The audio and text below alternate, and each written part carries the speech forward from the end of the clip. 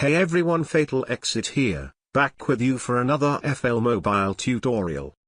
In this video I will be showing you the easiest way to produce a song in any major or minor key of your choice. Music theory can be hard sometimes. Let's say you want to produce a track in C major, easy right, just all the white keys. Then you say to yourself, I would rather try C minor, and then things get tricky. C minor has 3 flats, not all the white keys. But there's an easy way around this issue, and this will make up part 1 of my music theory cheat sheet.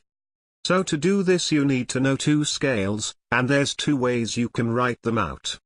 Either a bunch of notes progressively going through the scale, or a bunch of notes stacked. The first one sounds better to play back, as you will see, but sometimes it's convenient to stack the notes on a reference track, as I will show you later. All you have to do is know that C major is the scale going from C to C on the white keys. And A minor is all the white keys starting from A, the white key, 2 white keys left of C. This is all you need, and I'll show you why right now.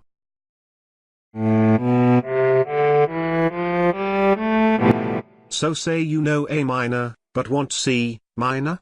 All you have to do is block in a full scale from A to A, then shift the bass note, and the rest of the notes the same interval, to C.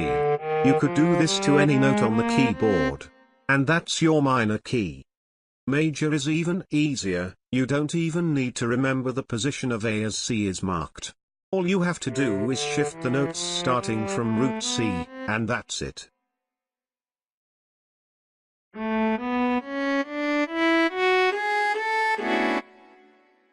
Lastly, here I'll show you how you can have a muted reference track to show you all the notes in a scale that you can reference to know if you are going out of key. And that's it.